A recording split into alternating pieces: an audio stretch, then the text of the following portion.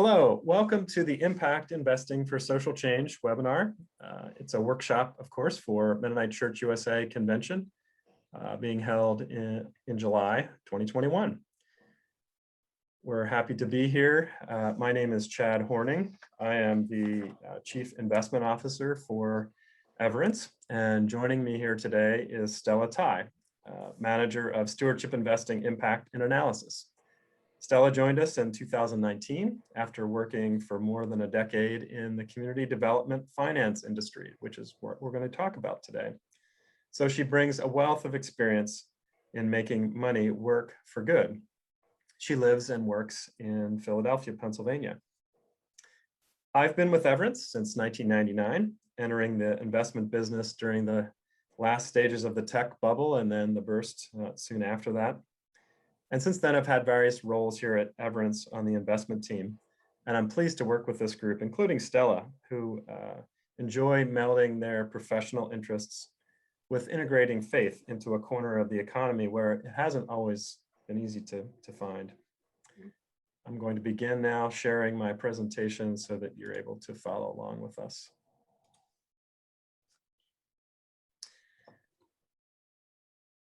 This is important for us to include since we're an investment firm. As Christians, we are taught by Jesus to love the Lord your God with all your heart, and with all your soul, and with all your mind. And of course, this is quickly followed with, and love your neighbor as yourself. Anabaptists have had a long history of loving neighbors, whether next door or around the world. From informal neighborly friendliness to disaster relief in the name of Christ, to political advocacy on behalf of the underrepresented, to missions that nourish the soul. These are excellent hallmarks of our group of believers. We have much to be proud of, impacting the world for good far beyond what a small group of folks should be able to do. We also have the ability to make change in the world through our individual and collective financial decisions. Today, we will explore the different ways that you could extend your passion for justice, making an impact in the world, into areas that you might not have thought about before.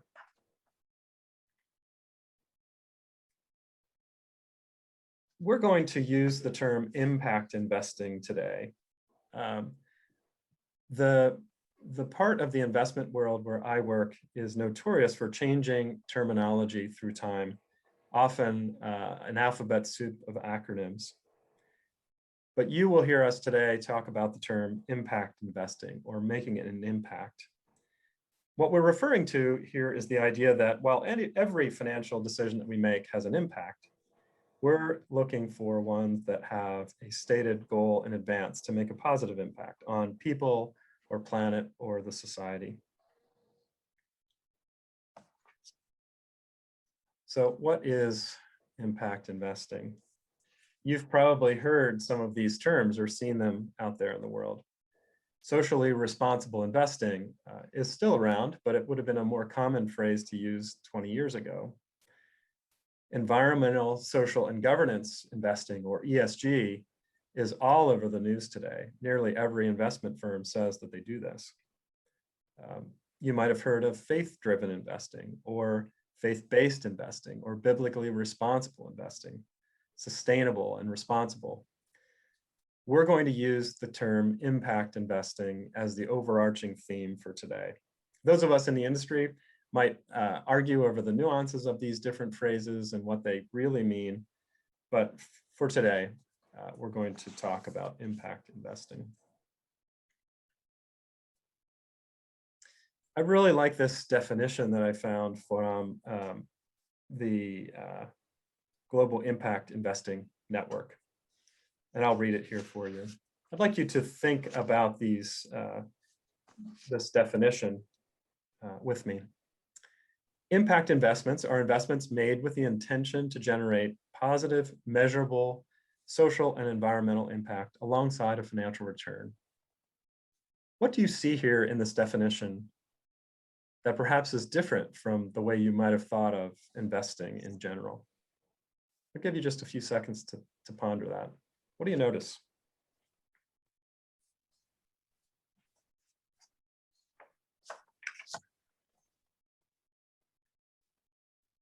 I notice three key ideas. First, this is investments that are made with the intention to have a positive impact. They're not accidents. Um, they are they're pursued from the very beginning with the idea that an investment will have a positive impact. So intentionality is the first idea. The second one is measurable. Every time we make an investment, it has an impact. If we buy the stock of a grocery store chain, let's say, that grocery store provides nourishing foods for the people that shop there. It provides incomes for the people that work there, and that is all good. There's nothing to be ashamed about making an investment like that with the hope of making returns, and they have impacts on the community in which those grocery stores are located. But it doesn't necessarily mean that there's an intention to have an impact. It might not also be measurable, and that's the second factor here. What is the impact, and can it be measured? Thirdly, and not least, of course, is that there's an expectation of a financial return. There's a lot of room for charitable giving in the Christian faith. We're taught to share with others with no expectation of return. So I'm not here to talk about the ways that this is somehow better than a charitable gift or to giving freely. But when we're talking about investing, we do expect a financial return. Below this definition here is an infographic also from the Global Impact Investing Network that perhaps gives us a little better feel for what we're talking about. On the left-hand side, in the pink, you'll see that these are below market investments. I just mentioned a moment ago that we're not talking about charity, and that's true, but you can make investments in impact and expect to get lower than market rate returns. And some of this concessionary return means that there's more money going to the impact that you're trying to make. And in return, you're getting less financial return than you might have if you made an investment that didn't have this intention to make an impact. On the right-hand side are more market rate investments, and there are many ways to make market rate investments that are truly impactful, that have a positive impact on people or the society. Let me give you another set of frameworks, another framework that might be helpful in defining what we're talking about here. You could make social change in a couple of dimensions when it comes to investing. One is the type. What is the focus of the impact that you're trying to make, or the social change that you're trying to encourage? Is it geographically driven? Is it a particular place that you're interested in making an impact? Is it something to do with the environment? Is it a process that you would like to affect to make it more just? Or invest in something that would generate products that you think would bring justice to the world, or different paradigms for doing business? So the type is one dimension. Another dimension is the immediacy or the intensity of the impact that's being made. Is it a particular geographic focus? Maybe it's microfinance in Honduras, in a particular region that serves an underserved community. That might be your focus, and it could be intensely impactful.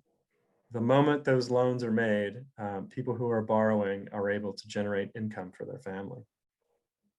It could be shareholder advocacy that we'll talk about a little bit later in a publicly held mutual fund, where the impact could be more diffuse and long-term.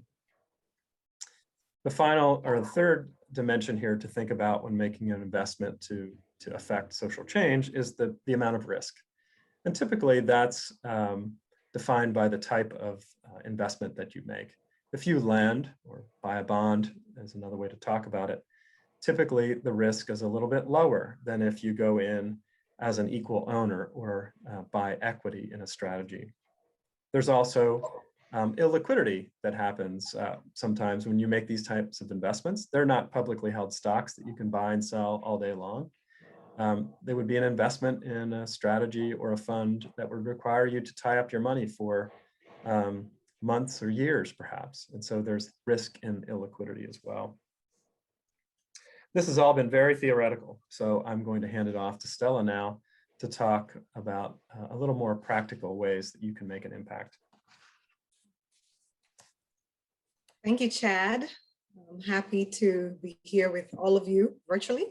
Hopefully we'll get to connect physically soon.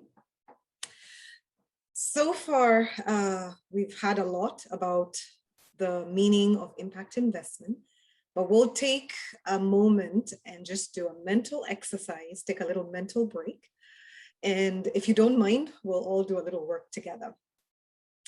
So this will help us to understand words that we'll be using, like investment, capital, impact. You're already hearing them a lot. Excuse me.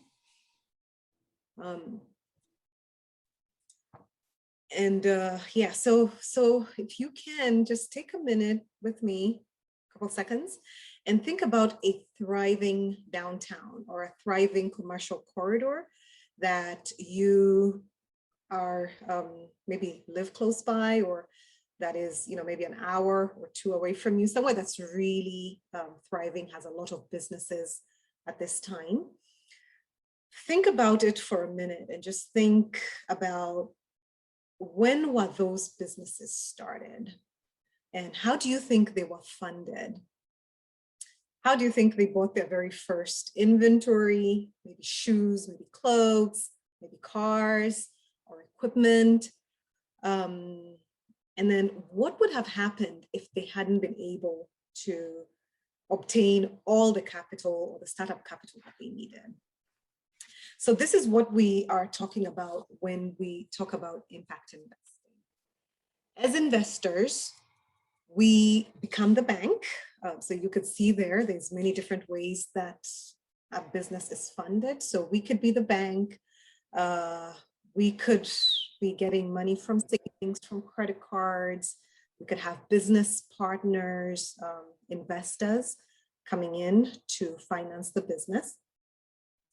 And so when you think about the business, then now it has capital and it begins to operate.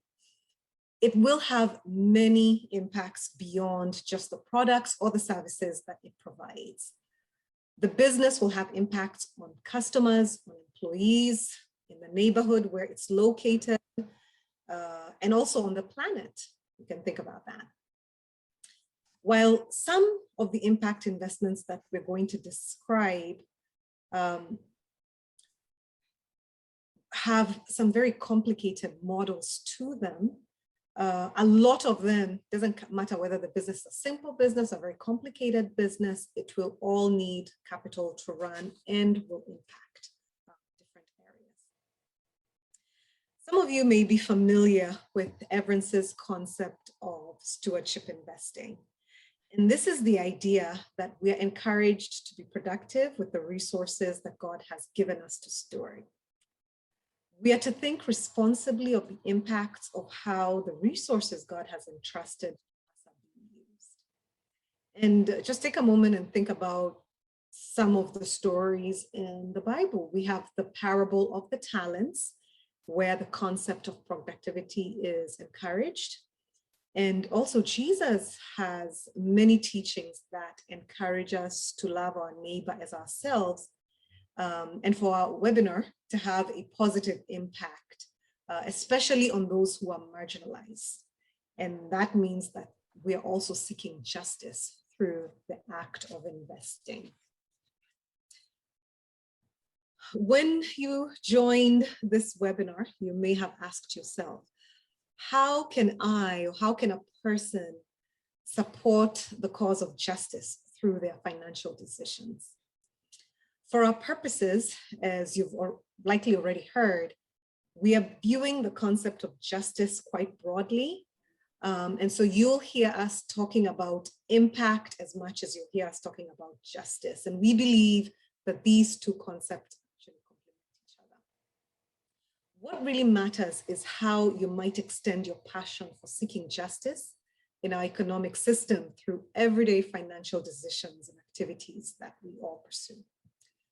In the past, financial vehicles through which one could make a positive impact were often only available to institutions or very wealthy individuals. But we're happy that today there are options to make impact investments that are quite accessible to most people. I will be sharing with us 4 ways through which we can make impact investments. And the first that I'm going to share with you is ask you if you could consider going through your local community bank or credit union. There, your deposits are going to be used by the institution to lend to who? They're going to be lending to your neighbor and to the local businesses. And so, although this is sounding a little bit simple and maybe you might think not very impactful, take a moment to just think about what your local bank or your credit union does. They take in the deposits and they make loans. And these loans are made to individuals and businesses in our community. And though a portion of those loans may be sold out to investors, most of the money will remain in our communities. Second, if you want a little bit deeper and more targeted impact investing, you may think of organizations that are called Community Development Financial Institutions, or we call them CDFIs. And these are either banks or credit unions, which by charter must target underserved communities with their services. And there may be a CDFI or 2 or more right where you are. A way to do this is buying a certificate of deposit, which they will issue. And though their interest rates are quite low right now, you will know that your money is going to promote investments and impact 100%. And most CDs or these investments are insured up to $250,000. So that's plenty of insurance for most of us. You may be interested in participating in community development, either locally in your area or around the country. And like I said before, it's very focused impact type of investing, more than a credit union would do. One organization we'd like to share with you today is Calvert Community Investment Notes. I talked about how you could make a small investment. And in this slide here, you see the types of things that Calvert is invested in. Job creation through small businesses, sustainable farming for farmers who are able to access capital through Calvert's partners, schools and educational facilities, affordable housing, so things that really have a deep impact in our communities. They have the fixed income note that is slightly below what commercially priced fixed income securities cost. And I'm sorry to tell you that we cannot sell you these. We couldn't if we wanted to. We're not part of Calvert. But if you want, you can always go to them directly and find out more about these notes or talk to your financial advisor. And they've been a great partner to Everence for over 20 years. So we're very proud of that association. One example of a community development financial institution that I would like to share with you is the Reinvestment Fund, or TRF. And they're headquartered right here in Philadelphia, where I live, doing great work here in Philadelphia, in the suburbs of Philadelphia, and around the country. Since they were founded in 1985, TRF has been working to improve the quality of life in low-income neighborhoods through investing in high-quality grocery stores, affordable housing, healthcare centers, and so on. When they do this, they end up creating anchors that then will attract long-term investments in these communities, help families lead healthier and more productive lives. I have lived in the city for a while, and I remember about 15 years or so ago, when supermarkets offered here were few and far between. And even the few supermarkets that were in the city were either closing or just moving out. TRF began a program called the Fresh Food Financing Initiative, which was targeted at food deserts. And just as an example, here in Philadelphia, I'll tell you that there is a well-stocked supermarket within a mile or two of everyone in this very walkable city. They hire locally, which also means that they've had great impact in the communities where these supermarkets are located. And it's good to see those same results where this initiative has gone across the country. In their 35-year history, they have invested over $1.8 billion and created over 70,000 jobs. So I celebrate that. I'm happy that they're here in my city. I worked there for a couple of years, and so we're happy to lift this up. TRF raises capital through a promissory note that starts at $1,000 and goes up to $5 million. And you would get a modest return, about 1.5% to 3.25%, depending on the loan. But what you know is that your investment is going to do impact work. On our next slide, I want to talk about the third way to invest for impact, and that is through donor advised funds. So if you look at this infographic, a donor will usually open a giving fund with the final intent of moving money from themselves and dispersing it to charity. Many people's first thought when they're deciding how to make an impact with their money is to consider donations to their favorite charity. And there's nothing wrong with that at all. Many human services and Christian mission-oriented charities need you and my support. There is also another way to make an impact with your money while you're waiting to disperse it to your chosen cause. Some people will appreciate the ability to make charitable contributions in a certain given year as a track strategy. Maybe you received a windfall of some kind, a work bonus, an investment that has matured, the sale of some real estate, an estate gift, or some other influx of money that you didn't anticipate, and you want to be generous with it, but also wise with your tax obligations. I'm not here to give you charitable planning or tax advice, but in this scenario, one of the many ways that you can handle this is through a donor advised fund that will allow you to disperse money wisely over a period of time to your charities. Some donor advised fund companies allow you to invest in socially responsible invested mutual funds and other impact investments where your money can make an impact while it's being invested throughout whatever tax strategy or tax period you're interested in.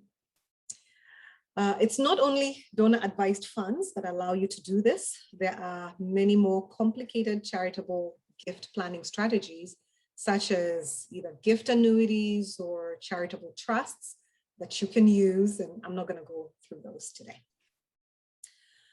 The fourth and final method I will go over is direct impact investing funds that run the gamut from supporting microfinance, community development, trade finance, green bonds, sustainable power generation, and so on.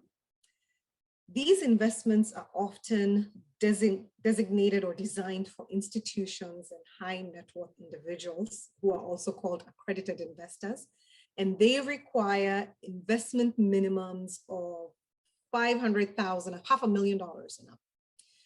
They give patient individuals and institutional investors the ability to directly make a positive impact on the world while earning investment returns for themselves. Our advice is buyer beware. Even the most ethical manager of an investment will be more positive about it and optimistic about it than maybe they should be. And so you want to be careful when you're putting your money at risk.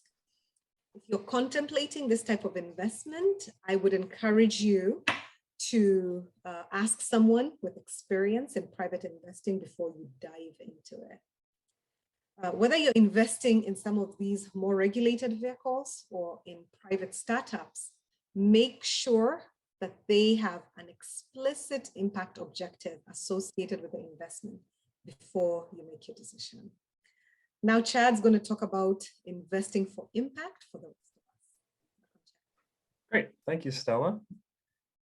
Those were a couple of different ways that you can make an impact, bring justice to the world through financial decisions. The one that is accessible to many of us, like banking is investing in mutual funds, whether it's for children's college funds or for a special needs trust or for our own retirements.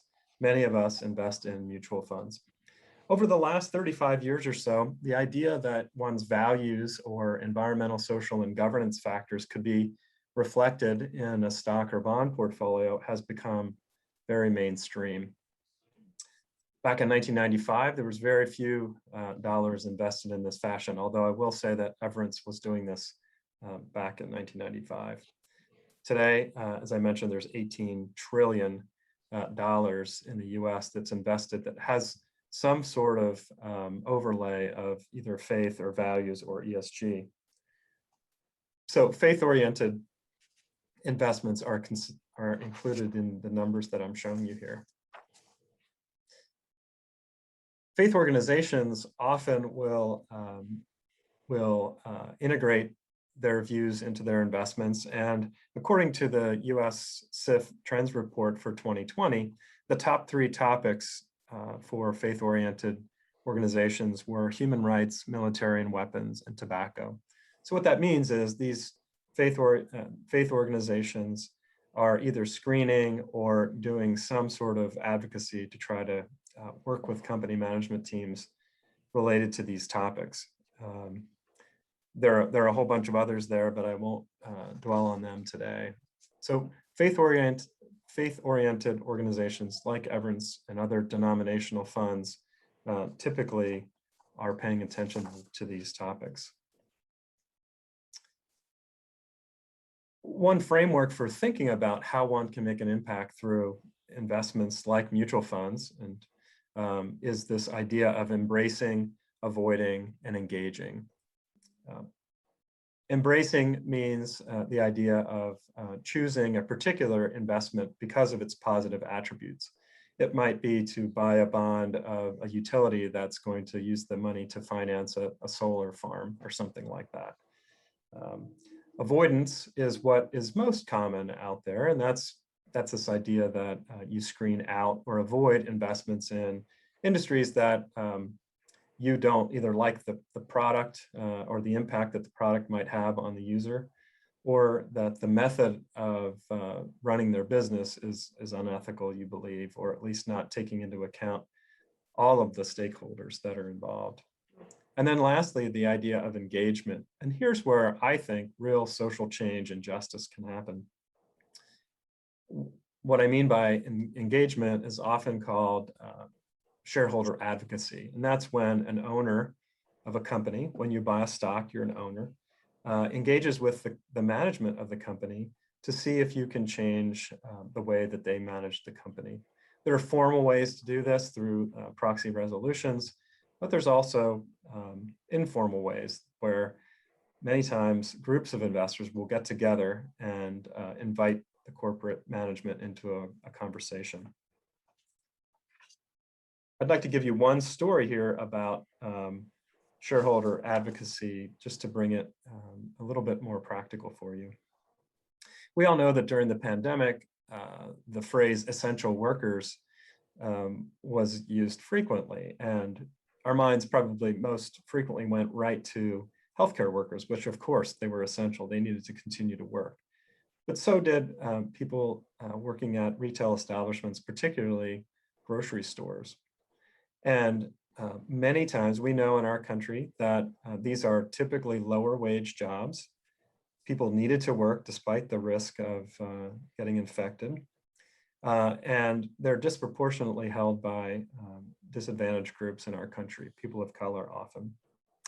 And so Everence, along with other like-minded investors, have had a long-term relationship with companies like Walmart and Kroger that would be among the businesses that remained open and that had many essential workers because we needed to buy things at those stores. And so because we had a long-term relationship with those companies and the management teams there, we engaged them in a conversation about extending paid vacation for their employees if they contracted the virus or if they needed to care for others in their families that were affected.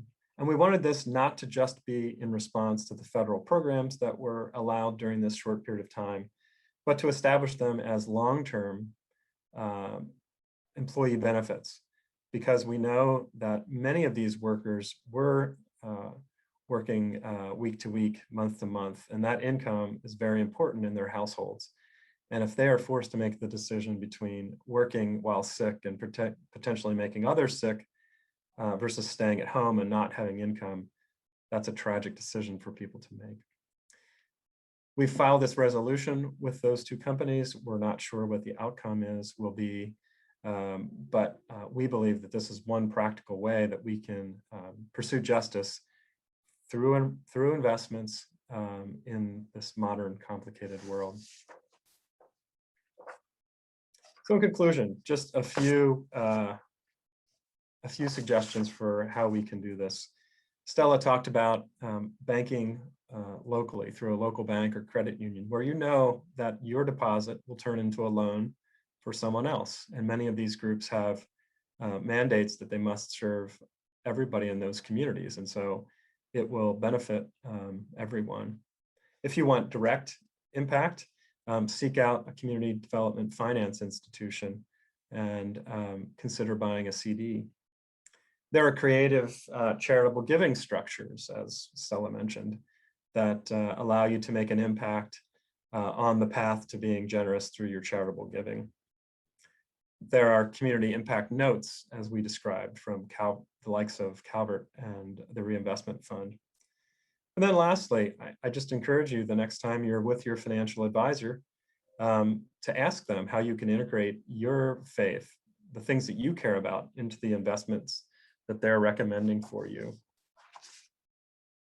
And then, of course, we'd be happy to have a conversation with you all about these topics as well at Everence. And you can visit the everence.com website and look for a way to contact a financial representative near you. So on behalf of Stella and myself, we're glad that you joined us here today. We're pleased that we could offer this to you in a virtual way. We would have loved to have been there in person. I think all of us would have, but hopefully we gave you a few ideas for how you can make an impact, how you can extend justice through your everyday financial decisions. Thanks for joining us today. Thank you.